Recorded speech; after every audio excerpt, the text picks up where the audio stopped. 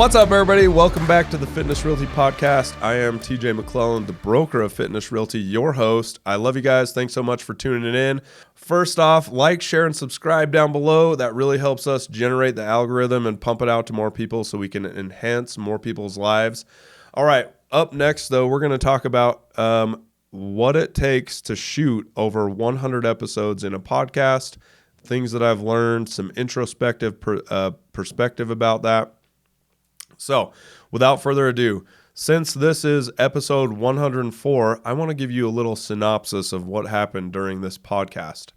Roughly over 2 years ago, when we started the Fitness Realty Podcast, I got this great idea from somebody, and they were like, hey, you should start a podcast. And I was like, well, I've never thought about that, but that sounds kind of fun, and I think that would be kind of exciting. They had also given me a book that was 52 ideas for podcast ideas, and it also had some questions in there to prompt you so that you could write your scripts or create your ideas for your podcast. And I was like, cool, thanks for the book, and we'll start the podcast and we'll see how it goes. Well, I shot episode 1 and it was a horrible disaster, and I want you guys to go back and watch episode 1 because you can watch it right now or listen to it probably because I don't think it had video. You can listen to it right now on our podcast on Spotify or on Amazon Prime or anywhere you can watch or listen to a podcast. But I want you to listen to episode 1 because I read it from a teleprompter and it sounds disgusting. So honestly, it just was hot garbage. But it started, right? And a lot of times in anything that you guys go out and do, whether it's a new skill in snowboarding, I know pickleball is exploding right now, and pickleball people say that 10 times fast. Just kidding. Anyway, when they go out and learn pickleball, obviously it's a skill. If you haven't done any racket sports, it feels really kind of funky, and people they have a fun time playing it, obviously, because it is exploding everywhere. It's one of the fastest growing sports in America. But the first time you hit a pickleball, you're not good at it, unless you're really athletic and a natural, but that's not everybody. So in any skill that you start, the first part of it is nasty and disgusting, and you're just learning. And so I want everybody to check out episode 1 because that was me learning about a podcast and learning how to do this, and it was just funny. So anyway, that was episode 1. I actually wrote most of the scripts, or not scripts, because after episode 1, I never wrote another script after that.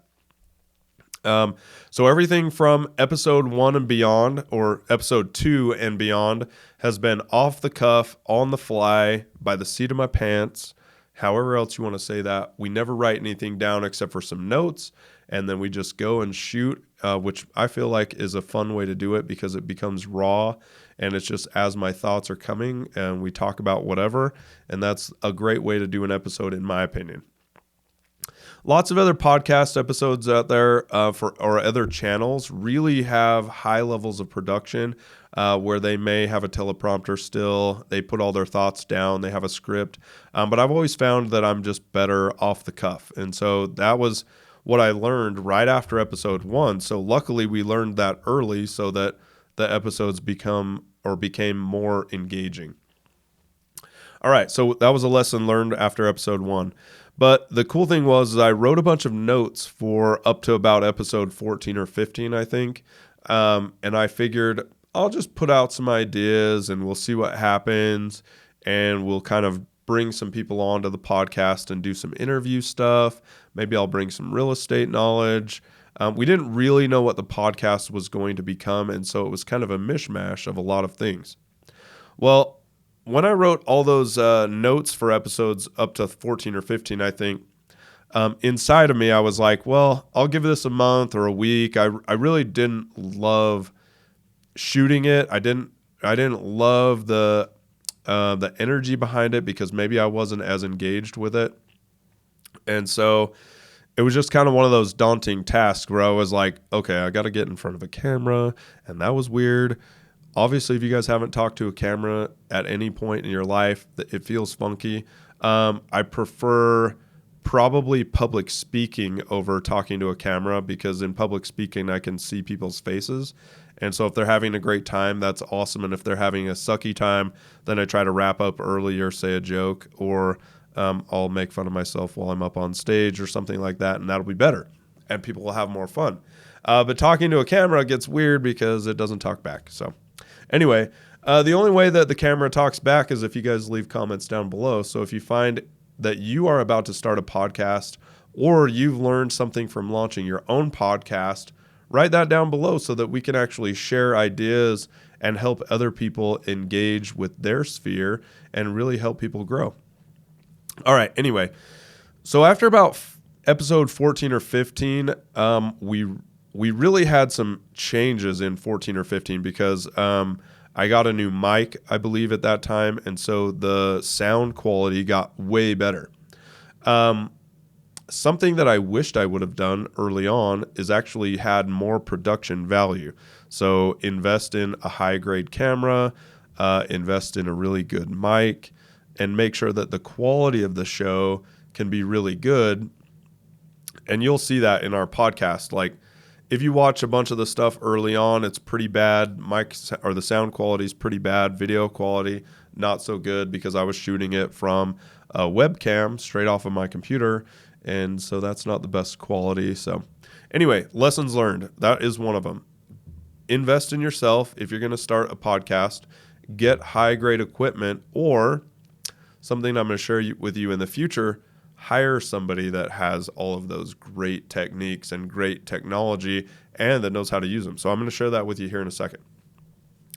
But something that I want to say, right around 14 or 15, I was probably going to quit the podcast because I was like, not that many people are engaging with it. It's fun, but not that fun. And something that me and my wife say every anniversary that we have, we kind of go into the anniversary and we go to dinner, and sometimes we're always like, or not sometimes, every single year we're like, well, this year was pretty good. Do you want to try for another year? And so I kind of had that with my podcast or with this podcast, where it was like, well, we shot another episode. That was good and that was fun. Should we shoot another one? And then we would just keep going. Right around episode 52 or so that would have put us at about 1 year's worth of content. It would have been a little different because we used to shoot a market update like every month, or at the beginning every month, and that took the place of one of the podcast episodes. So anyway, right around episode 52, could have been about the 1 year mark, I really started settling in and was like, okay, I can do this. I can shoot enough content to really engage the people that want to see what Fitness Realty is all about, what I'm all about as a broker. They wanted to see real estate content because they know that it can increase their financial wealth in their future. And then there was oftentimes other episodes that really couldn't be put in any of those categories that were just different, and different enough where they would find value out of that. And so right around that 1 year mark, I was like, hey, we made it 1 year and we've gotten great engagement from our public that really watches us and loves us. So once again, thank you so much for the energy that you put into watching our channel. But right around then, I was like, okay, I'm going to stay committed. I want to do up to episode 100.